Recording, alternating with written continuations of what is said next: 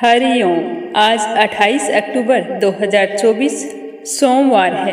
आज समस्त पापों का नाश करने वाली कार्तिक माह के कृष्ण पक्ष की एकादशी तिथि है। इस एकादशी को रमा एकादशी के नाम से जाना जाता है। तो आज अपने सुनेंगे रमा एकादशी व्रत में सुनी जाने वाली पौराणिक कथा। तो आप सभी विष्णु जी का आशीर्वाद पाने के लिए इस कहानी को ध्यान लगाकर सुनना।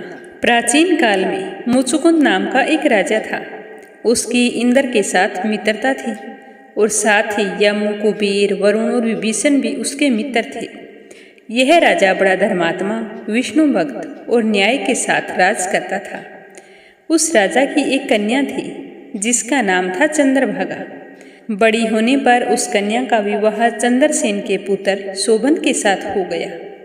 शोभन शरीर से बहुत ही कमजोर था। एक समय कार्तिक के महीने में शोभन ससुराल आया हुआ था। तो उन्हीं दिनों कार्तिक माह के कृष्ण पक्ष की पुण्यदायिनी रमा एकादशी आने वाली थी।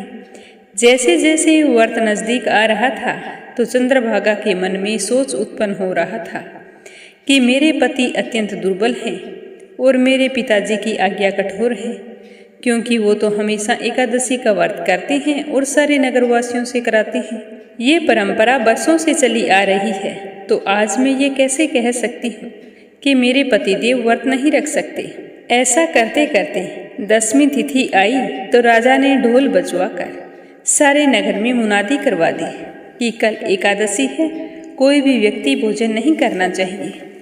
तो घोषणा सुनते ही शोभन को बहुत चिंता हुई। वह अपनी पत्नी के पास आकर बोला कि प्रिय, अब मैं क्या करूं? मैं तो किसी भी तरह भूखा नहीं रह सकता। तू मुझे कोई ऐसा उपाय बताओ जिससे मेरी जान बच जाए। अगर मैंने व्रत रख लिया तो अवश्य मैं तो मृत्यु को प्राप्त हो जाऊंगा। तो चंद्रभागा कहने लगी कि स्वामी, मेरे पिता के राज में एकादशी के दिन कोई भी भोजन नहीं करता।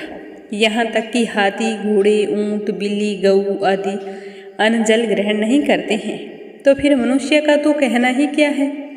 यदि आप भोजन करना चाहते हैं तो यहाँ से किसी दूसरे स्थान पर चले जाइए। अगर आप यहीं रहना चाहते हैं तो आपको एकादशी का व्रत करना पड़ेगा। यह सुनकर शोभन कहने लगा कि प्रिय, मैं सिर्फ भोजन करने के लिए दूसरी जगह नहीं जाऊंगा। अब मैं यहीं पर रहूंगा और एकादशी का व्रत करूंगा। जो मेरे भाग्य में होगा वो हो जाएगा। तो फिर शोभन ने एकादशी का व्रत रख लिया। वह भूख और प्यास से बहुत ही पीड़ित हो रहा था। जैसे तैसे दिन व्यतीत किया।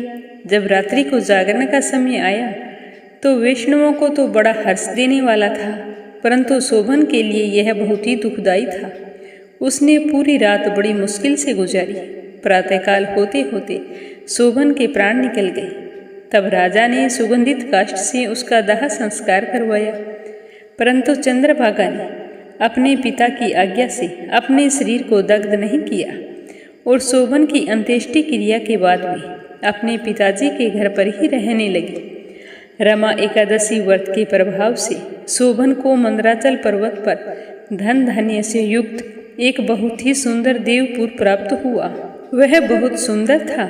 सुंदर रत्नों से जड़ा हुआ और सोने के खंभों पर निर्मित अनेक प्रकार की स्फटिक मणियों से सुशोभित भवन में बहुमूल्य वस्त्र, आभूषणों तथा छत्र एवं चंवर से विभूषित गंधर्व और अप्सराओं से युक्त सिंहासन पर आरूढ़ होकर ऐसा लग रहा था जैसे दूसरा इंद्र विराजमान हो। तो ऐसा करते करते समय बीतता गया। एक समय मुचुकुंद के नगर में रहने वाले एक ब्राह्मण जिनका नाम सोम शर्मा था, वो तीर्थ यात्रा पर निकले तो घूमते घूमते उसी जगह जा पहुँचे जहाँ शोभन का नगर था। तो शोभन को देखते ही ब्राह्मण ने उसे पहचान लिया और कहने लगा कि ये तो राजा का जमाई है। तो उसके निकट गया और शोभन भी उसे पहचान कर अपने आसन से उठकर उनके पास आया और प्रणाम करके सबका कुशल मंगल पूछा। तो ब्राह्मण ने कहा कि राजा मुचुकुंद और आपकी पत्नी कुशल मंगल हैं। नगर में सारे लोग कुशल हैं, परंतु हे राजन, हमें तो आश्चर्य हो रहा है। आप अपने बारे में बताइए कि ये सब कैसे हुआ। ऐसा सुंदर नगर जो ना कभी देखा ना कभी सुना, आपको कैसे प्राप्त हुआ। तब शोभन कहने लगा कि कार्तिक कृष्ण की रमा एकादशी का व्रत करने से मुझे यह नगर प्राप्त हुआ है, परंतु हे ब्राह्मण, यह तो अस्थिर है। यह स्थिर हो जाए ऐसा उपाय कीजिए। तो ब्राह्मण कहने लगा कि हे राजन, यह स्थिर क्यों नहीं है और स्थिर कैसे होगा? आप मुझे बताइए, जो कोई होगा मैं अवश्य करूँगा। आप मेरी बात को मिथ्या ना समझिए। तो सोबन ने कहा कि मैंने इस व्रत को श्रद्धा रहित होकर किया था, इसीलिए सब कुछ अस्थिर है। यदि आप मुचुकुंद की कन्या चंद्रभागा को यह सब बात बताएं तो यह स्थिर हो सकता है। तो यह सुनकर ब्राह्मण बहुत ही खुश हुआ और कहा कि मैं चंद्रभागा से मिलकर अवश्य जो तुमने कहा है वो सब कुछ बताऊंगा। तो अपने नगर को लौटते ही ब्राह्मण सबसे पहले चंद्रभागा के पास गया और सारा वृतांत कह सुनाया। ब्राह्मण के वचन सुनकर चंद्रभागा बड़ी ही प्रसन्न हुई और प्रसन्नता से कहने लगी कि हे ब्राह्मण, क्या आपने ये सारी बातें प्रत्यक्ष देखी हैं या फिर किसी स्वप्न की बात कर रहे हैं? तो ब्राह्मण कहने लगा कि हे पुत्री, मैंने महावन में तुम्हारे पति को प्रत्यक्ष देखा है, साथ ही किसी से विजय ना हो ऐसा देवताओं के नगर के समान उनका नगर भी देखा है। उन्होंने कहा था कि यह स्थिर नहीं है। जिस प्रकार वह स्थिर हो सके वो उपाय तुम्हें करना होगा। तो चंद्रभागा कहने लगी कि हे विपर, मुझे वहाँ ले चलो। मुझे मेरे पति देव के दर्शन करने की तीव्र लालसा हो रही है। मैं अपने किए हुए पुण्य से उस नगर को स्थिर बना दूंगी। आप ऐसा कार्य कीजिए जिनसे उनका और हमारा संयोग हो, क्योंकि वियोगी को मिला देना ही महान पुण्य होता है। सोम शर्मा यह बात सुनकर चंद्रभागा को लेकर मंदराचल पर्वत के समीप वामदेव ऋषि के आश्रम पर गए। तो वामदेव ने सारी बात सुनकर मंत्रों के उच्चारण से चंद्रभागा का अभिषेक किया। तब ऋषि के मंत्र के प्रभाव और एकादशी व्रत से चंद्रभागा का शरीर दिव्य हो गया और वह दिव्य गति को प्राप्त हुई। इसके बाद बड़ी प्रसन्नता के साथ वह अपने पति के पास आई।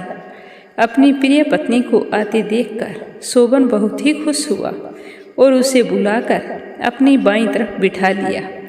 चंद्रभागा कहने लगी कि हे प्राणनाथ, आप मेरे पुण्य को ग्रहण कीजिए। जब मैं अपने पिता के घर में 8 वर्ष की थी, तब से मैं एकादशी का व्रत विधि पूर्वक करती आ रही हूँ।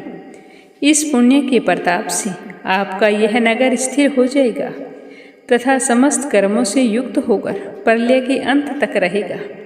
इस प्रकार चंद्रभागा दिव्य आभूषणों और वस्त्रों से सुसज्जित होकर अपने पति के साथ आनंद पूर्वक रहने लगी। एकादशी का व्रत रखने वालों को इस कथा को जरूर सुनना चाहिए, तभी हमारा व्रत पूरा होता है और हमारे मनोरथ सिद्ध होते हैं। हरि ओम।